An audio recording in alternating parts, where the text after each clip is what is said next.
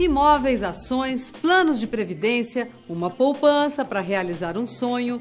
Qual a melhor maneira de lidar com esses bens e investimentos ao longo da vida? Me motiva a guardar dinheiro é o futuro, principalmente dos meus filhos, né? Ter as minhas coisas, o meu conforto. A garantia para não ficar fazendo empréstimo dia a dia, né? Hoje você vai conhecer algumas regras básicas e fundamentais para garantir a formação e o crescimento do seu patrimônio. Os juros vão trabalhar a seu favor e aí você vai ter uma série de vantagens no acúmulo do seu patrimônio, ele vai crescer muito mais. E entender a importância de conduzir esse gerenciamento nas diferentes fases da vida. A pessoa que já está numa idade mais madura, ela tem a obrigação de correr menos riscos. Fique com a gente, o Educação Financeira está no ar.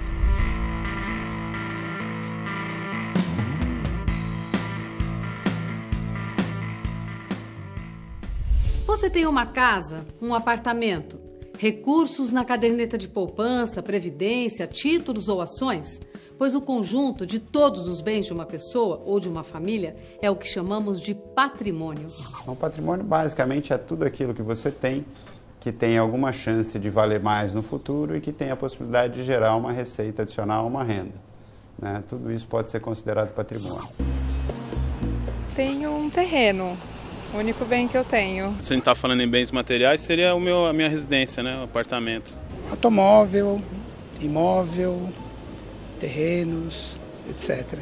Já comprei carro e imóvel. Só uma casa, só. Ainda tenho que conquistar minha casa, é meu bem próximo. A formação de patrimônio ela é relevante para qualquer pessoa. Você tem que formar patrimônio ao longo da sua vida porque um dia você vai precisar ou vai querer parar de trabalhar. E é aquele patrimônio que vai trabalhar para você. O dinheiro guardado em qualquer tipo de investimento é patrimônio.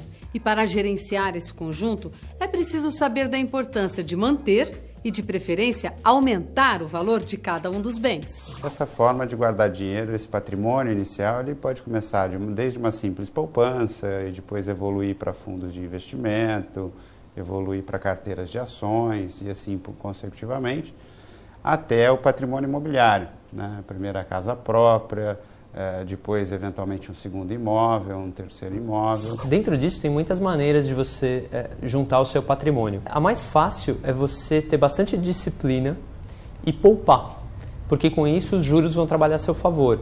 E aí você vai ter uma série de vantagens no acúmulo do seu patrimônio, ele vai crescer muito mais.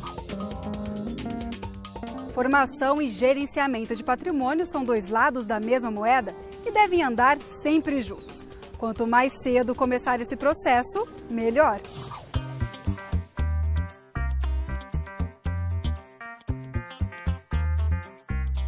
Antes mesmo de se casar, Rodrigo e Maria Augusta já pensavam na formação de patrimônio. Só depois de comprar um apartamento, o casal teve a primeira filha, Valentina. Agora eles poupam cerca de R$ 1.200 por mês para investir na educação como primeiro patrimônio da menina.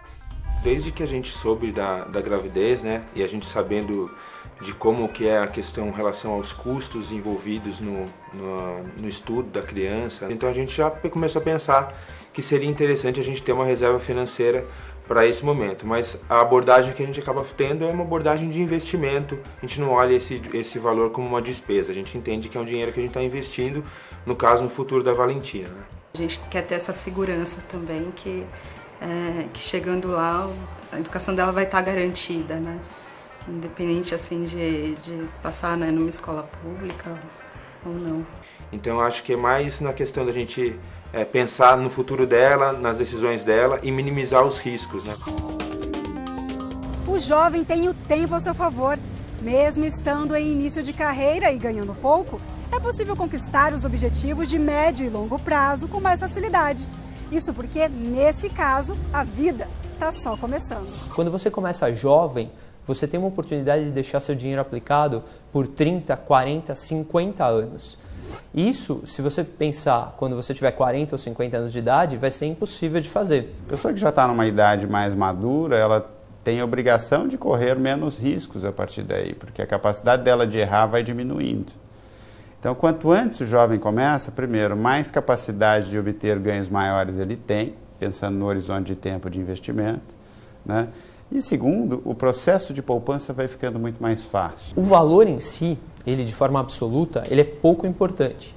O que é importante é que o jovem destine um percentual do que ele ganha para ser aplicado.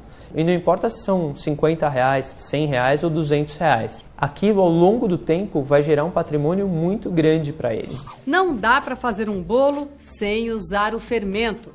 Para gerenciar o patrimônio de um jeito que ele cresça, você tem que reinvestir o que esse patrimônio gera de rendimentos. Gastar os rendimentos, nem pensar.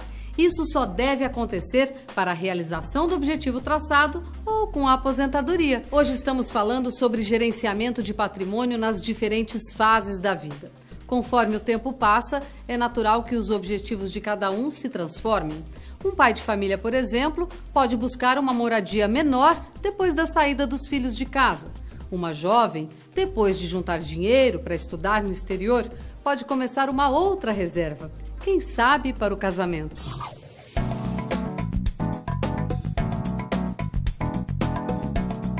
Kátia resolveu investir em imóveis para formar patrimônio e também pensando numa renda complementar com o aluguel.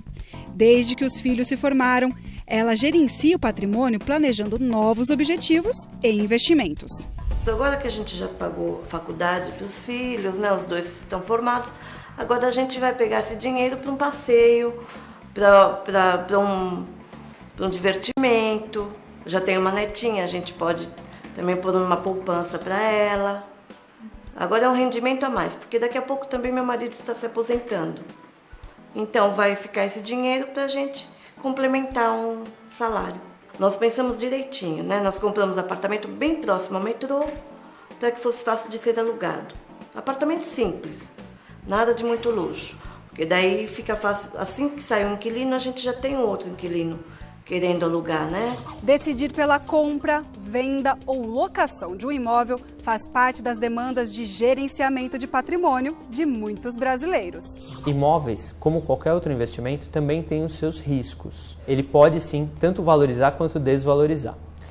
Um outro detalhe é que o imóvel é muito pouco líquido. Quer dizer o seguinte, se todo o meu dinheiro estiver em imóveis e eu precisar do meu dinheiro amanhã ou a semana que vem, eu não vou ter como pegar. Na composição do meu patrimônio, eu tenho que pensar em diversificar. O que é diversificar? É não colocar tudo em imóveis. Da mesma forma como eu não devo colocar tudo em ações ou tudo em CDB ou em qualquer outra aplicação. Pensando em qual é o objetivo para aquele investimento que eu estou fazendo.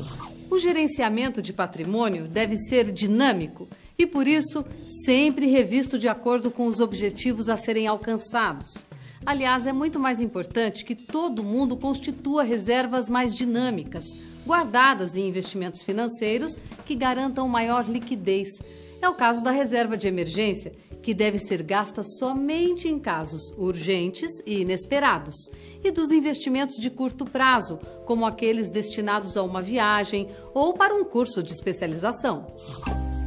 Cada reserva dessas é como um porquinho, que vai sendo alimentado com quantias diferentes e por prazos distintos, de acordo com o objetivo da sua criação. No gerenciamento do patrimônio, precisamos considerar que depois de alcançado o objetivo final de uma reserva, os recursos que alimentavam precisam ser redirecionados. O ideal é que esses valores não caiam no orçamento mensal e sirvam para acelerar a formação das reservas já em andamento. Quem acompanha o Educação Financeira já conhece a professora Paula. Ela aceitou o desafio do programa e está tentando se organizar melhor com as finanças. Aos 34 anos, a professora Paula gosta de viver tão intensamente que acha que não precisa se organizar com o dinheiro. Paula aceitou o desafio da Educação Financeira para aprender a lidar melhor com as finanças. E hoje, ela vai se encontrar com o consultor Ricardo Humberto para falar sobre planejamento e orçamento pessoal. O que significa dinheiro para você? Uma ferramenta num dia a dia, para locomoção, para alimentação, para lazer.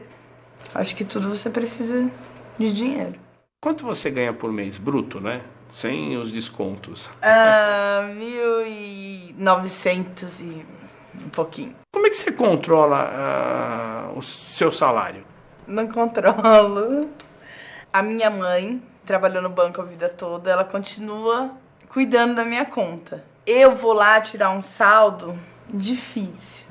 Mas a minha mãe me liga, seu salário caiu, tem tanto. Aí eu trabalho dentro daquilo. que ela me deu de saldo. Pago minhas contas, saio também, gosto de comprar coisas diferentes, assim. Surgiu uma despesa adicional.